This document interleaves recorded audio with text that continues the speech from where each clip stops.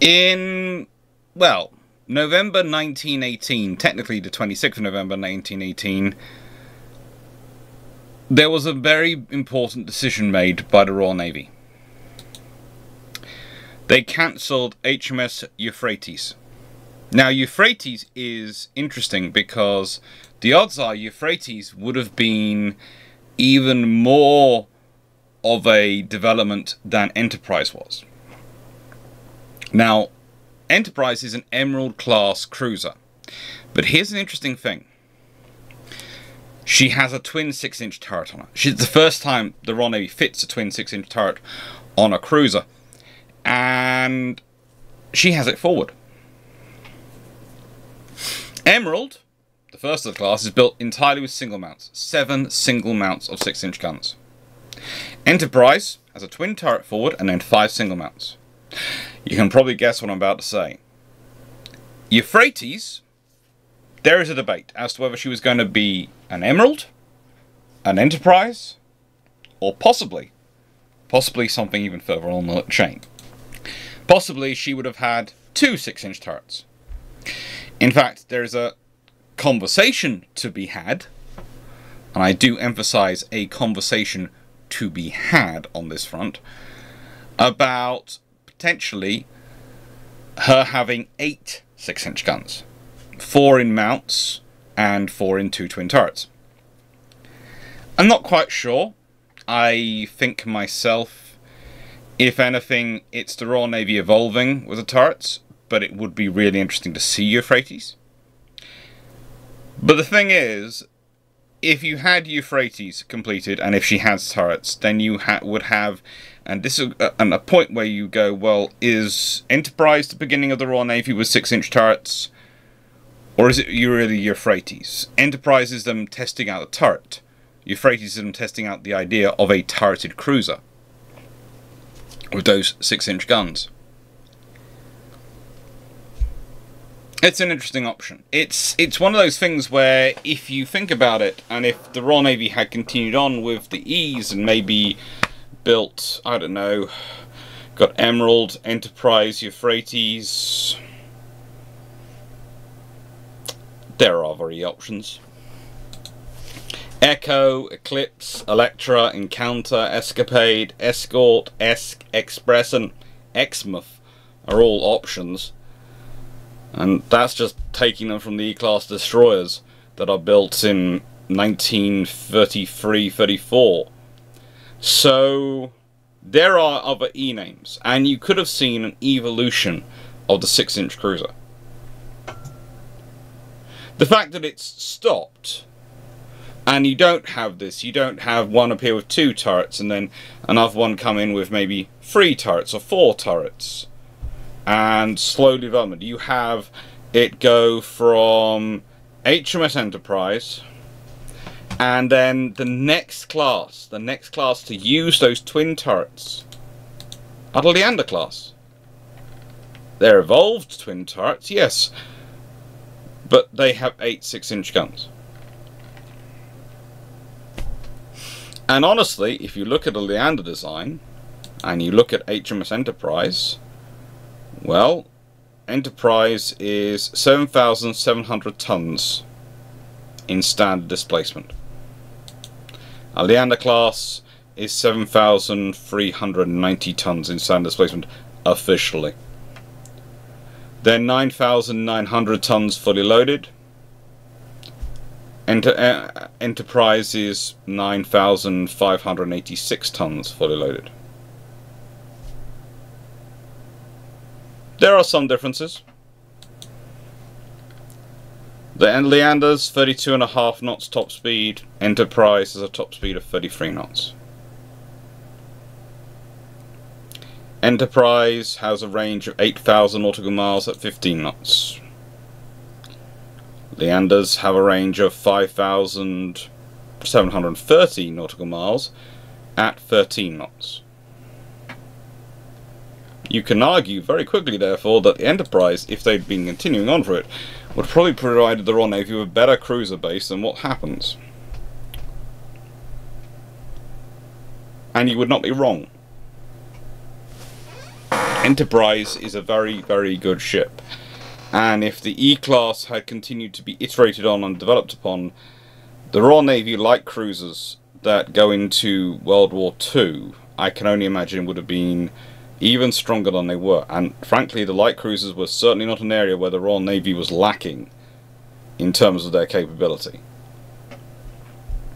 There are arguments to be made. There are arguments to be made about some of the construction decisions. But Town Class, Crown Colonies, they are good, solid ships. Town Class better than the Crown Colonies, but let's be honest. One is what you're building in peacetime. The other one is what you're building in peacetime when you know war is around the corner and you want to crank them out a little bit quicker, but you still want them capable of doing some peacetime work. It's one up from a Dido, which is basically, we know war's around the corner, we need cruisers. Start printing.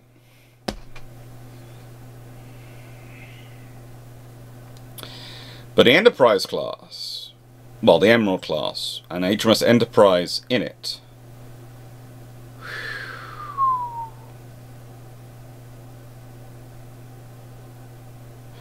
she's something special. There is a reason she is the vessel which carries 10 million pounds worth of gold bullion to Canada during Operation Fish in October 1939. She serves throughout World War II. In fact, she only returns back to the UK in January 1946.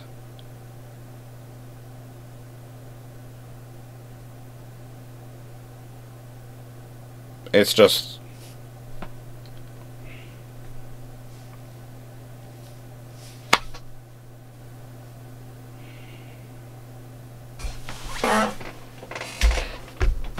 seriously, the governments at that time had no idea the history they were chucking away. Shameless book plug. Well, I can do something even more shameless than a shameless book plug because the second edition's here. I finally got my copies. Yes, my copy is now saved to my room, and I am planning a special little video about it. But this is the second edition. That's no good. It looks lovely. It's good. It's good. And yeah, it is quite sad in a way that the second edition of my first published book has come out long before my second book has come out, but life has been life. Thank you to everyone who's already ordered a copy. If you haven't ordered a copy and you're interested, please do. There are links down below. It's into Amazon. If you want to, you can buy them directly from Pen and Sword and USNI. I am really happy about it. I'm really happy about it because, and there's a reason I've done a proper review of this book in HMS Nubian's video, which is coming up this week in Comment Response, because yeah, Nubian's in the chat, in the contents table, in the sort of this thing. And but there you go. There's Admiral Henderson. There is the picture I found him. I found it from the Transactions of the Institution of Naval Architects, published in 1939.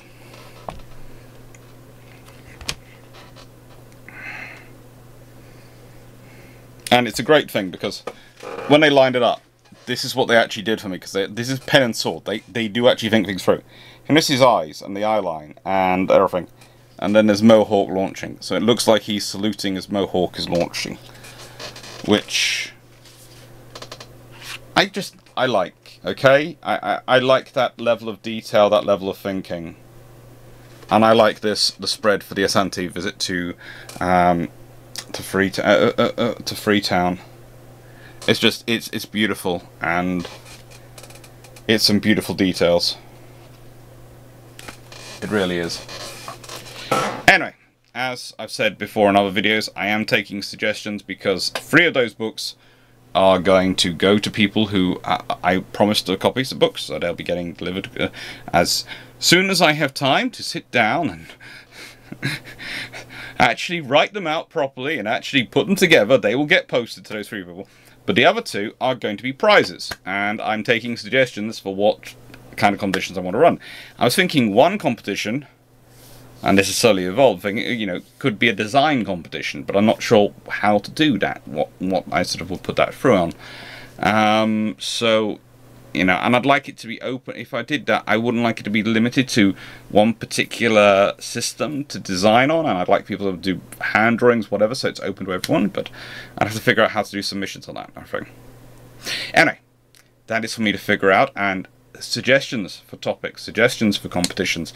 I've never done them before. I'm a historian, and believe it or not, university lecturers do not have to run a lot of competitions for students. They tend to run them themselves quite happily. It's brilliant. They're really self-organising once they reach university level. They're mostly adults. The only thing we need to tend to remind them occasionally is to actually use deodorant. And usually that's just first years, who, some of them, when they're away from their parents for the first time, a few months in, think that, you know, because they don't need to deodorant, or that they're the ones who honestly think they don't smell. They don't need to shower or use deodorant because they are brilliant, they don't smell, and you have to inform them as politely as you can, you stink. Usually it's to actually best, rather than doing this individually and singling anyone out, is to actually just have a lecture about it where you remind them all that even though they are away from home, they need to home, and they haven't got their parents to remind them to bathe regularly. They do need to bathe regularly, because the ones of us who are in here who are can tell when they're in the room. In fact, we can tell when they're in the building. Anyway, leaving that to one side, let's get on with HMS Enterprise, and let's look at those lines. Oh, she's a good-looking ship, isn't she? She really is. She's laid down on 28th of June 1918, launched 23rd of December 1919, commissioned on the 7th of April 1926, and decommissioned on the 13th of January 1946. We're sitting there thinking, hang on, Alex, why did she take so long to commission? Why? What's going on? Well, of course, the Royal Navy's drawing down post-World War I, and they're sort of going, well, we've got the testing of the new guns, we're doing that, we're doing fitting her out, we're making sure the engines are working. Yeah, we're all fine. We don't mind. This is just, you know, gonna take our time. Her motto, which I always find really cool, is Spes aspera levat, hope lightens difficulties. That's just cool. And she's built by John Brown and Company in Clydebank, Scotland. So she's built by probably one of the best shipbuilders in the country at the time. Let's be honest. John Brown, Camel Airs, they're up there in the world at this time. It's one of those interesting topics I often have with people in discussion, is going, who are the best shipbuilders in the world in this period? Who are the best, you know, who produced the best metal, etc., the best steel? And in the 1920s, in 1910s and 1920s, it's hard to argue against. You can argue what their position is in the top 10 in the world, but you can't argue against Camel Airs and John Brown being in the top 10. Firmly in the top 10. I would say in the top 5. They'd always be in my top 5. I might change what position they're in depending on what you ask me, what you want to build, but they'd be in the top 5. And the steel they're building out of is the finest quality you can get in the world at the time. Again, one of the interesting things I find sometimes when we're judging British industry in the 20s and 30s and the 1900s and 10s, a lot of people view that through the prism of industry as it's become today in the UK, and how it was in the 70s, 80s and 90s. And I would say Britain had a lot of bad management post-World War II. We had some bad management in the 1920s. Let's be honest, to change the gold standard was not the smartest thing anyone could do at the time. You can argue they couldn't see the future coming, and you can argue that that's quite true. But honestly, there are people at the time saying you're jumping in too fast to this. And yeah, I'd say it's an idea to return to history, but returning to the gold standard at that time was possibly not the smartest. Well, definitely not the luckiest move to make. I'm not sure if it was appropriately hedging their bets. Because again, when you're running a country, it's less about economic theory and more about economic reality. And that's why usually you pick from one theory, you pick from another theory, and another theory, and you mash them all together and you hope you get it right. You don't go with just one pure theory. Just in case. Enterprise is a good example of not just going with just one theory, because you've got the 6-inch twin turret, which really should be the future. It's the coming thing, but they're testing it out with the single mounts. So she's still a viable ship. If the twin turret turns out to be terrible, they can take it off her. And if you look, she's already got some structure already there that they could stick in 2 mounts, 2 single mounts forward. It's not as much stronger a structure as her sister. It really isn't. Emerald has much more of a structure there, but it's something to build from. It's something that you can develop from. What I think is also interesting is that this class really is, you can see the evolution of the Cs through to the C class, the Ds, and then the Es. The Es are this... They're the final World War I run of British light cruisers, and they are well-balanced ships. Look at those lines. I mean, seriously. That vessel is balanced.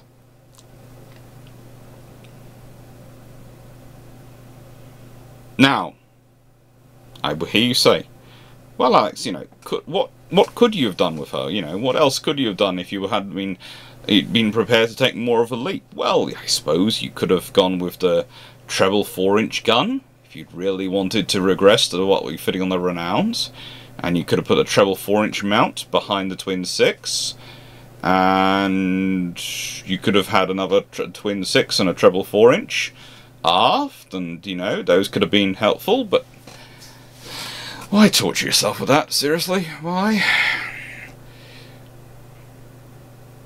I would say the thing you notice more as you start adding turrets onto lighter ships, you have to rearrange the structure, and proportionally funnels, especially the first funnel, the forward funnel moves back. In this case, you can see that Enterprise has 3 funnels. If she was a twin-turreted ship, probably you would possibly have had to make the 3rd funnel larger, or rather the 3rd stack larger, deleted the 1st stack, moved the bridge structure back to equivalent to where the 1st stack is, and use that space to accommodate a 2nd turret forward. Now that's a major redesign, and that would be a different class. So this is evolution within a class. I have to say, under this scenario, you might have seen the Royal Navy end up with 1 twin 6-inch forwards and 2 twin 6-inch aft.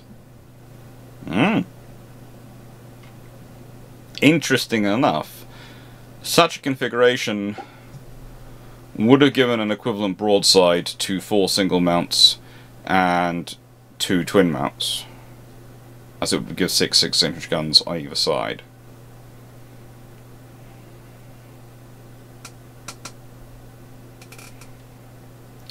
And would give more firepower than, well, 3 plus 4. It would give the same firepower as this has. It's 3 single center line and 2 wing 6-inch guns. Plus the twin. It's an interesting consideration. It's an interesting consideration. But let's go further. Let's consider therefore her vitals, and I've already been over some of these. The 3 quick-firing 4-inch AA guns in 3 single mounts are a nice addition. The 7 6-inch Mark 12 guns in 1 twin turret and 5 single mounts. Useful. 8 boilers supplying 4 geared steam turbines generate 80,000 shaft horsepower to get a top speed of 33 knots. She's a good ship. And she gets us all within 173.7 meters long, 16.6 meters beam, and 5 meters draft, and 7,700 tons standard displacement, or 9,586 tons fully loaded. She's also got a fairly decent belt. She's got 3 inches of armour amidships.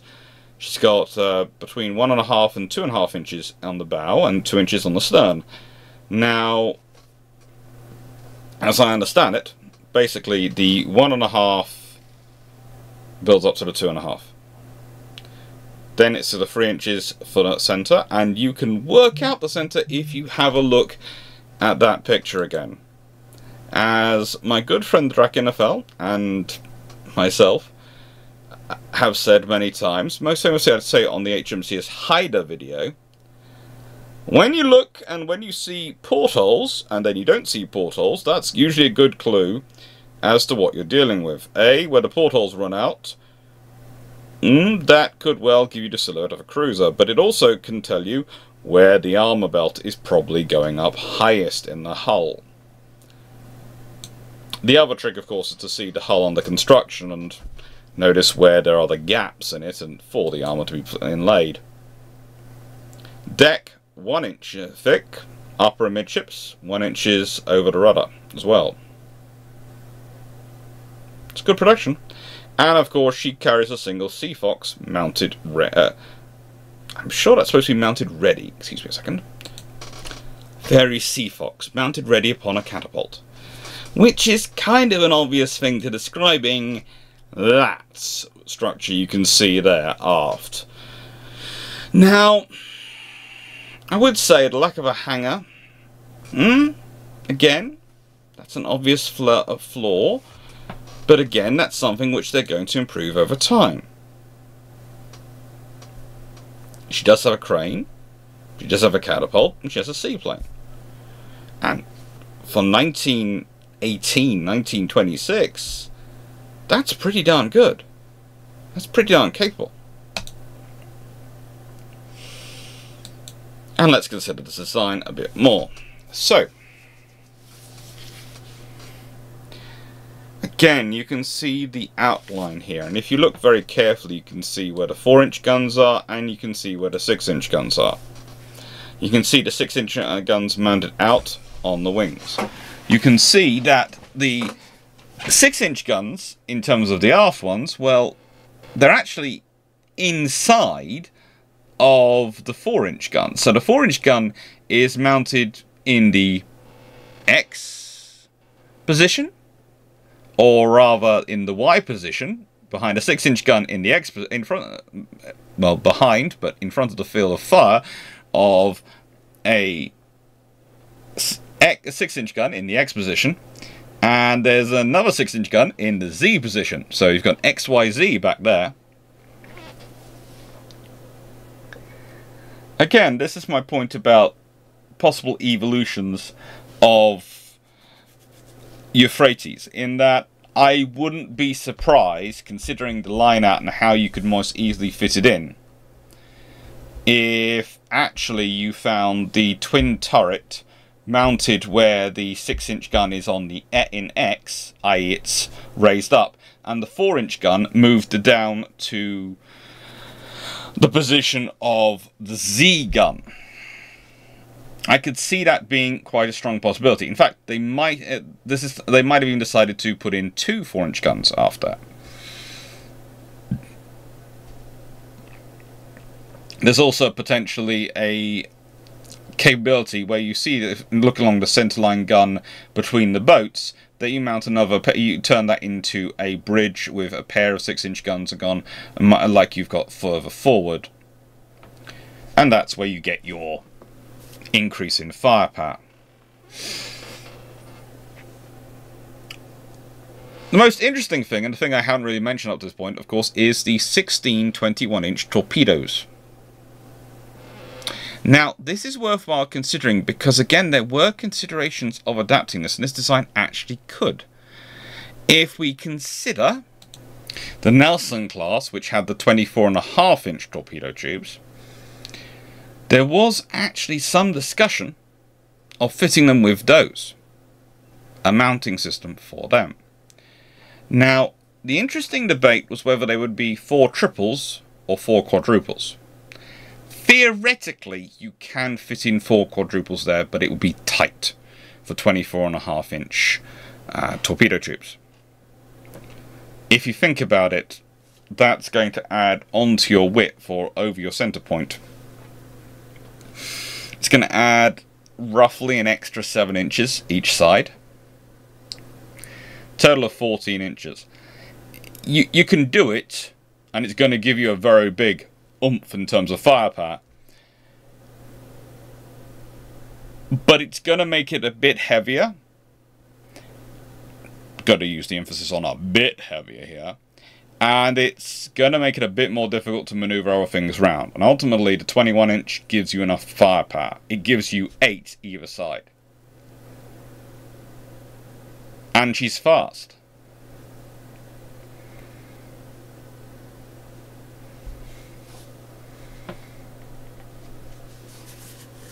That matters. That's the useful thing. Being fast. Being maneuverable. Being a very good design for seakeeping. It's Enterprise's and the Emerald class's entire claim to fame is their ability to keep the sea in any waters. She would serve on the East Indies station. She would serve the Home Fleet. She'd serve all over the world in World War II. She was an exceptional ship for the Royal Navy to use for whatever they needed their cruisers to do. And that sounds a bit of a throwaway line, but let's be honest. The Royal Navy had a huge range of tasks they needed cruisers, they had to call upon their cruiser force to fulfill. They could be diplomatic missions.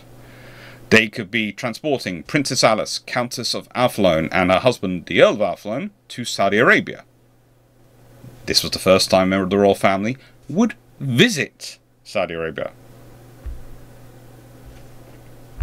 They could be going to the China station, taking crews out there to take over other ships, and then bringing back the crews from those ships which they're taking over back to the UK.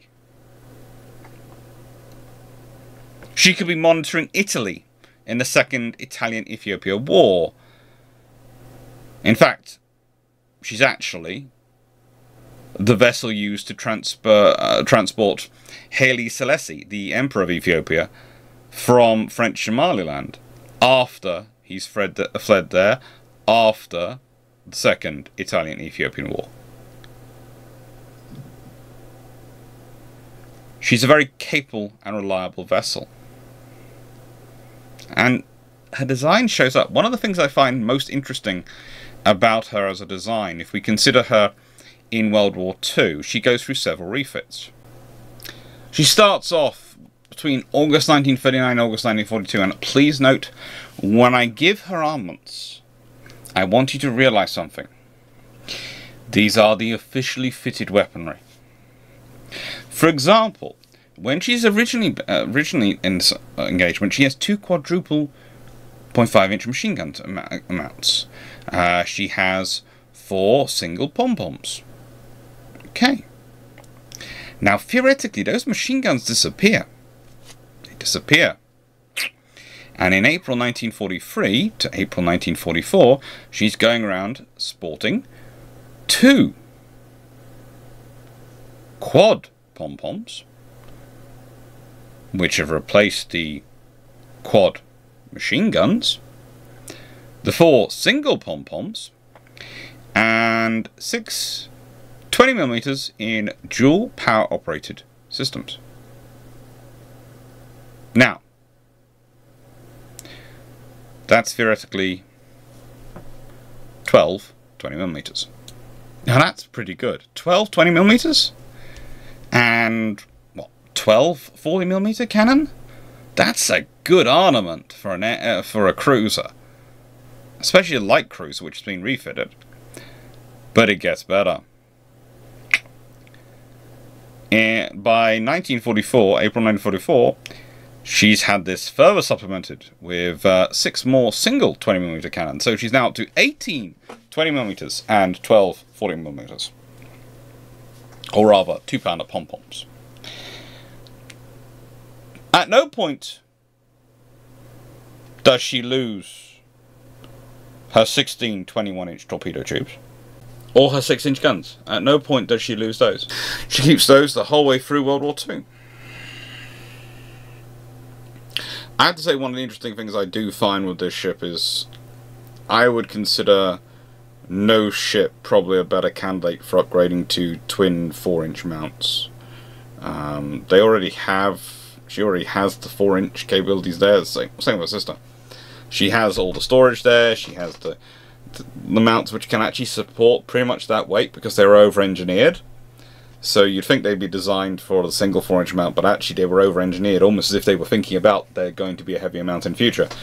Possibly they're thinking about the triple 4-inch mount, but I doubt it considering their high-angle anti-aircraft guns. So probably a twin mount they're thinking about. And the fact that she's not upgraded like that surprises me. It really does. Now, her service is also interesting because, well, she adds to her battle honours. HMS Enterprise, spelt with a Z instead of an S, had been a 4-for-8 ship of the line, which had fought in the 7 Years' War, and had actually won the battle honour of Havana from 1762. Lovely operation, Havana in 1762. But Enterprise herself, well, she goes, frankly, that's not enough. That's not enough. She gets the Atlantic, Norway, Biscay, and Normandy. Now, one of the interesting things about her again, and this is a complete quirk of fate which could have happened. So the Royal Navy at one point was considering sending cruisers with HMS Victorious when she goes to play USS Robin. Okay? They don't. But they were considering it. And when they were looking at their cruisers, well, there are the town class ones which they really needed for their operations. And there was HMS Enterprise, which is very good for long-range operations. Now, they were considering giving her what would have been an Atlanta-style refit, or perhaps a British equivalent with 4.5-inch guns. They weren't quite sure. They decided not to. They decided she was useful doing what she was, and they didn't need sonar. But there is therefore a theoretical possibility that you could have ended up with HMS Enterprise fighting out in the Pacific, and theoretically, if she's still there when Victorious is leaves behind, maybe she's left behind, you could have ended up with HMS Enterprise fighting alongside USS Enterprise, which I would just have loved to have happened. I would love to happen, but that, of course, is a massive confluence of events to go along for it to take place. Doesn't happen. We live, we learn. Her war service, though, was still pretty darn exciting. Yeah, she gets into all sorts of things. She got into all sorts of things before World War II. She'd mainly served the 4th Cruiser Squadron in the East Indies. Her first commission ending in December 1928. And she really does a good cruiser role during this. In fact, she does such a good cruiser role that there's a legacy of her tours of duty to this very day. That's probably going to make you slightly wonder what I'm talking about. Well, it's called the Enterprise Cup. It was donated, the original cup was donated by sailors from HMS Enterprise who toured British East Africa in 1928. And were basically going around. And it's an annual rugby competition between Kenya, Tanzania, and Uganda. Other nations have joined.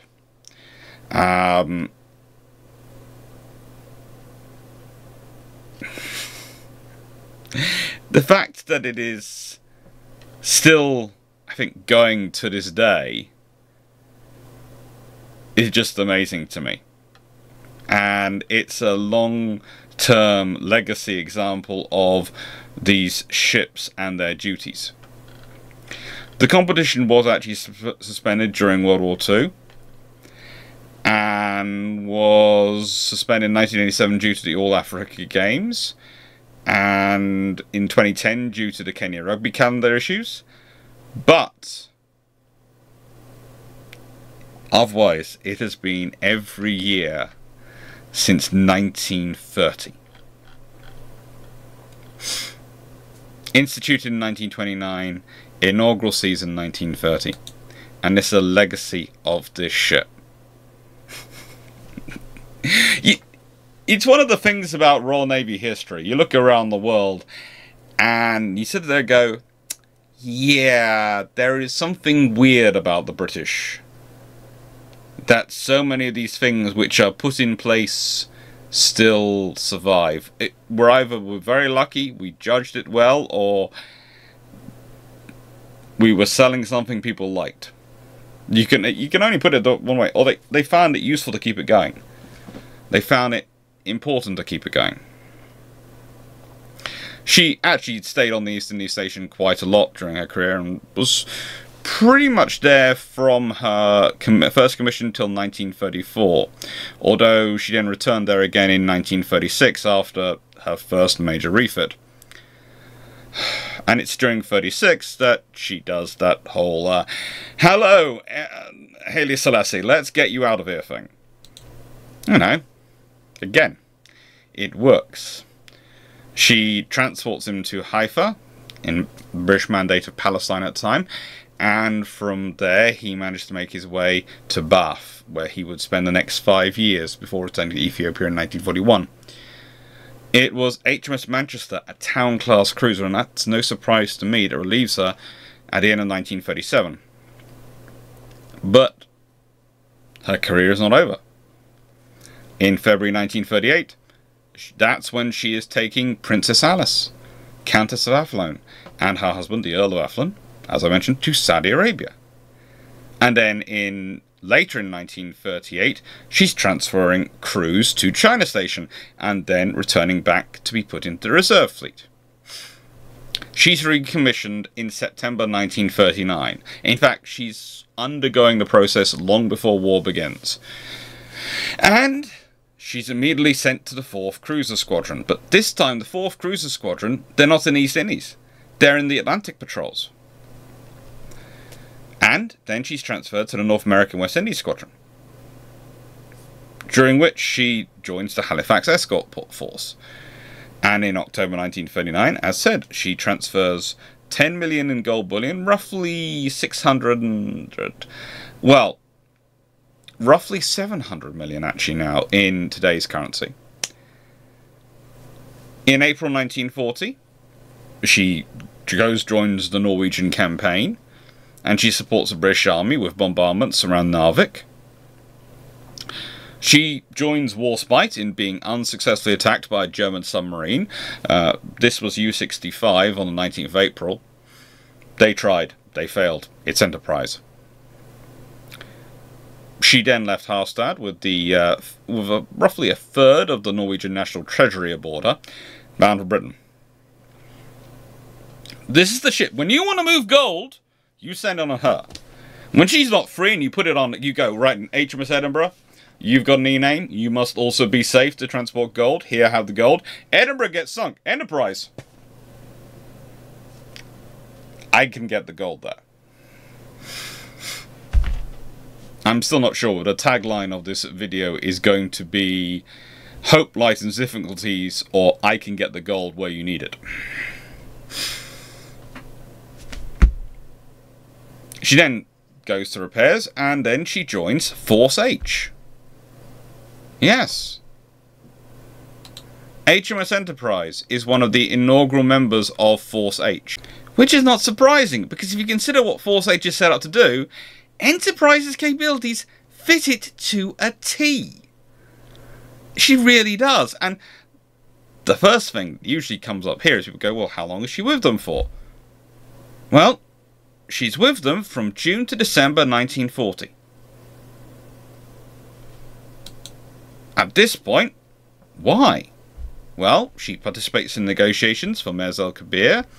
She actually takes part in Operation Catapult, and she is part of the delivery of aircraft to Malta in late July. But when Force H is reorganised, Enterprise is sent to Cape Town. Why? because they need a flagship for operations in South America. Trade and interception duties. And Enterprise can do the job. Enterprise has the space, she has the ability. She's deployed with HMS Cumberland and Newcastle to try and search for 4, which is one of the German auxiliary raiders, and it's the one which had the battle with Carnarvon Castle. In 1941, she's in the Indian Ocean again.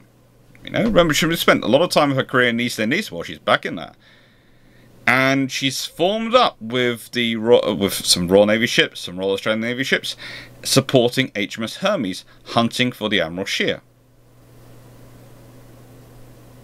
When the search is abandoned, Enterprise carries out convoy escort duty, then is sent to Basra to stop the pro-German revolt of the Rashid Ali al-Ghalani,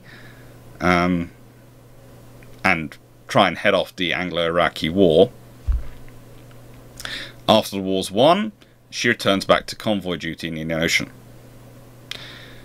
In November 1941, she's going into refit and repair in Colombo. Just finished in time. This is where her luck comes in. I swear, Enterprise is a lucky name. And she's just out of it when December 1941 War of Japan starts. She then escorts troop ships to Singapore and Burma, well, Rangoon, before joining Somerville with the Eastern Fleet. In April 1942, together with HMS Paladin and Panther, 2 P-class destroyers, she picked up roughly 1,120 survivors from the loss of Cornwall and Dorsetshire, the 2 Candy-class cruisers. Enterprise was also hunting for the Japanese in this period. And when they weren't found, she stays there until in December 1942 she's sent back to the Clyde for a further refit and modernisation. It's completed by October 1943. Think about that. She is such a useful vessel. Her stats and capabilities are so good that at this point they are prepared to take her out of service for 10 months to refit and modernise her. In December 1943, along with HMS Gambia and HMS Glasgow, she goes off for Operation Stonewall. Now, that is the attempt to intercept the blockade runners sailing to German-occupied France through the Bay of Biscay. She is one of those critical vessels deployed for that mission. And she is critical. On the 20th of December, she takes part in what's called the Battle of the Bay of Biscay. And this battle is a really interesting thing because it's 2 light cruisers from the Royal Navy, HMS Enterprise and HMS Glasgow. Enterprise, probably the best of the World War I era light cruisers. HMS Glasgow, a very, very good example of a town-class cruiser. And they are going up against 5 destroyers, 6 torpedo boats, and aircraft of the Kriegsmarine. And they managed to sink 2 torpedo boats, T-26 and T-25, and the Z-27, a destroyer. Now, I have to admit, I was tempted to do a edition in this video about this battle, but actually I want to save the Battle of the Bay of Biscay because it's quite a cool battle for another time for its own video to discuss the various parts in it and the whole way it's set up, because it's this cool little battle and it's literally 2 Royal Navy light cruisers pouncing on this German destroyer flotilla that's out there trying to support vessels bringing in cargo from Japan in part of Operation Burnout. They're bringing in tungsten and rubber. And if you know anything about the war from Germany's logistics perspective and industrial perspective, you'll know how important tungsten and rubber were to that. It's a very interesting operation, the whole Operation Burnout, the whole Operation Stonewall, and this whole battle, and it's going to be its own video at some point. Not yet, but when I have time. And if I forget, if I haven't by January put it in the slots at any point by the end of January next year, remind me. Just put a comment. Alex, you've forgotten Operation Stonewall and the Battle of the Bay of Biscay. Thank you. We haven't finished the service though.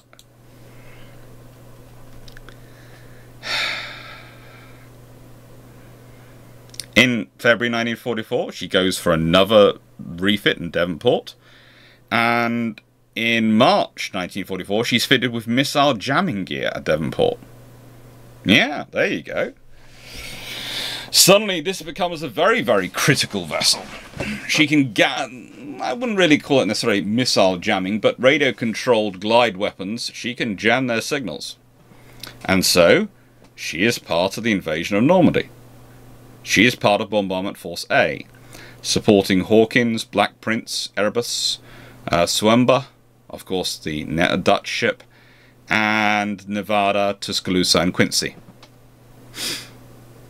She's also in Assault Force U for Utah Beach, which she was the lead ship for. After all, she's one of the ones which can protect them from the radio-guided glide bombs. She engaged the defences of Cherbourg. Her captain and commander both wounded during Naval. But she's brought back to Portland by the First Lieutenant, Lieutenant Commander Brown. 20 days later, she takes part in the bombardment of Cuerville, silencing the German guns there. When they opened fire, they managed to cause no significant damage to Enterprise. And she fired roughly 9,000 6-inch shells and required 2 overnight gun changes at Portsmouth during the course of D-Day operations. 9,000 6-inch shells. Let's just think about that in terms of explosive power. That equates to roughly 408 tons of high explosive in 6-inch shells alone from one ship. Now, can we put that in something else? Let's say, what other figures can we put that 408 tons into? Well, that's very nearly the equivalent of 64 Lancaster bomber loads. So there you go. In terms of 6-inch shells, she fired the equivalent high explosive that would have to be delivered by 64 flights of a Lancaster bomber. It's useful. She is a very useful ship, and that's a pretty good use of her. But she doesn't stop there. No, she carries on. She then does other operations along the French coast, including for operations near Cannes, along with HMS Mauritius, and of course HMS Roberts as well. She liked to operate with her quite often. And in September 1944, she's deployed to the Dutch coast to carry out support operations for the Second Army. However, the Second Army ended up not needing her. They were considering transferring her to the Royal Canadian Navy in October 1944, but it wasn't carried out, and she was actually taken out of active service and placed in reserve Rosyth. But in May 1945, she's activated again. Why? They need to bring back troops from Asia and Africa. She carries out this operation diligently until January 1946, when her final return is over, and then she's handed over to BISCO, the British Iron and Steel Corporation. And she's sent for scrapping at Newport, Wales by J. Cashmore.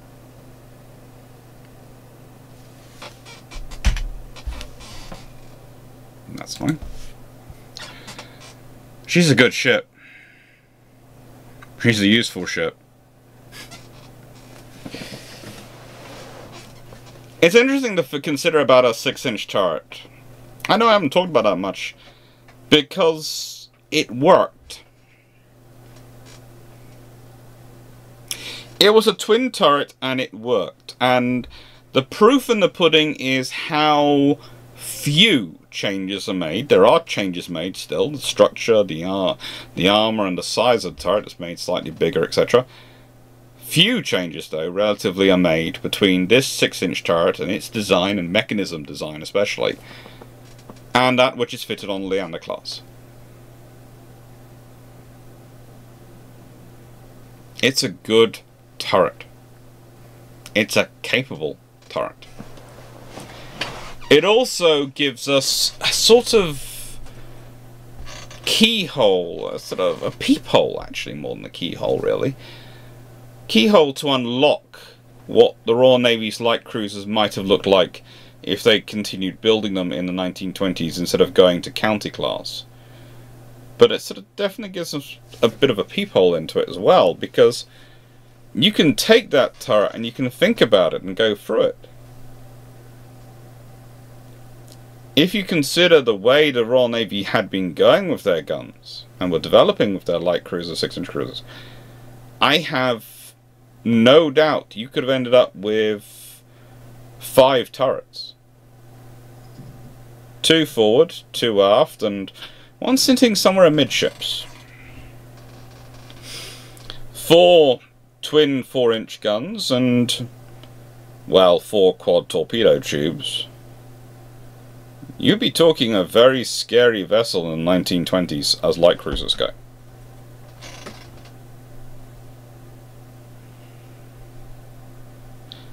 Interesting enough, I'm not sure if the Fairy Sea Fox survives in its then position. I think if they evolve much more, I wouldn't be surprised if at certain points they develop an idea of whereby the leader of the class, or the flotilla leader, might carry a pair instead of the midships gun. I'm not sure, but it just seems to me untidy to have it dangling there. Although, in that position, if it catches a light, nothing else is being set on fire by it. You could put to it and go, well, hang on, what about fire dripping down onto that 6-inch mount forward of it? Yeah, that's a potential. You can also pivot the catapult round and fire the burning husk off in any direction. It doesn't even have to be that good a fire, it just has to be enough to get it over the side. It's a striking looking ship. And when you consider the other cruisers being built by other powers at this time, it's a very capable looking vessel. And that's a factor you have to think about. HMS Enterprise was good. She was lucky as well. Think about all the timings. She wasn't caught in harbour being refitted. No, she'd finished her refit before the Japanese came out. You know, every single chance she gets for something to work out lucky for her, it does.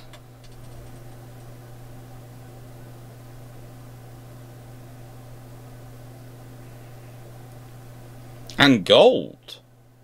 Let's be honest, one of the few operations the Germans often made an effort to try and intercept were gold carriages.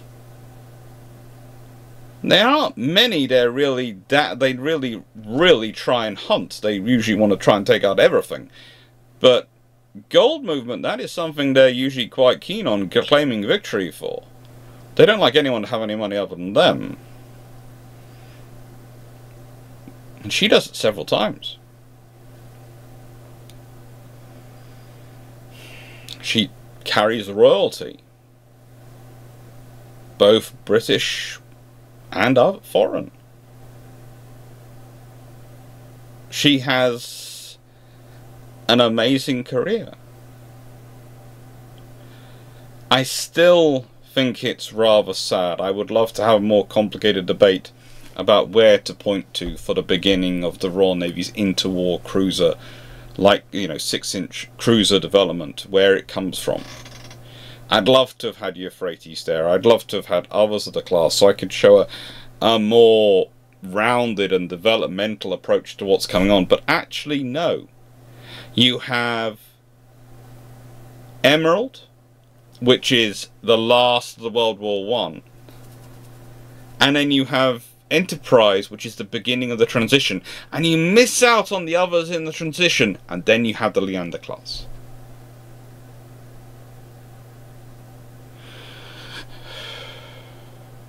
It would have been nice to have seen that transition earlier. And yes, you can quite honestly point out to the Washington Treaty and go, there was no limit on the tonnage that could be constructed. At the time, there was no cumulative limit. They were just limited by 10,000 tons in standard. So the British could have continued on them. But thanks to the 8-inch gun rule, they weren't going to. They went straight to the counties. And that's another thing where I sit there and wonder about Euphrates, because I look at the county class design and go, well, that doesn't come from nowhere. 4 twin turrets. This is the twin turret design that's going around. Euphrates? Move on further and turrets develop. It's an interesting thing to consider. Ah, the year of technology. Sad that's over. Ooh, what I'm going to be recording next. Well, tomorrow. So, let's put in a question. And the question is this. I'd like you to think about where the Royal Navy could have ended up with their 6-inch cruiser design if they had continued on with the E-Class.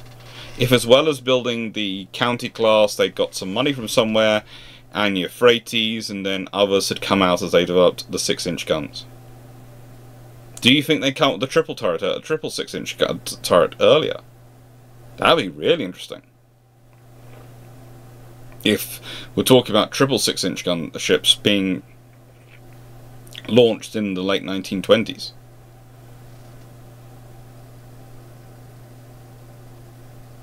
And the effect it would have on a lot of their ships. One of the things it would do is, with the overage cruisers, especially the C-class, there would be less and less need for them to be retained as 6-inch cruisers. Just means they might start transitioning to AA cruisers or other roles earlier on, which means actually potentially they are more likely to get the 4.5-inch dual-purpose mounts developed, because, bear with me on this, if you're doing it in peacetime, making them pure AA cruisers is something you're doing it when you're under the threat of war, and you see the need for air defense coming up. Going with a dual-purpose gun is slightly more advantageous. It gives you a more balanced vessel. And if you develop the upper deck 4.5-inch gun for those, you have it for your destroyers, which means you could have it for your Tropic class destroyers. But that's one conference event. I'd like to hear what you think would have happened. Thank you very much for watching. Take care, and hope you enjoyed.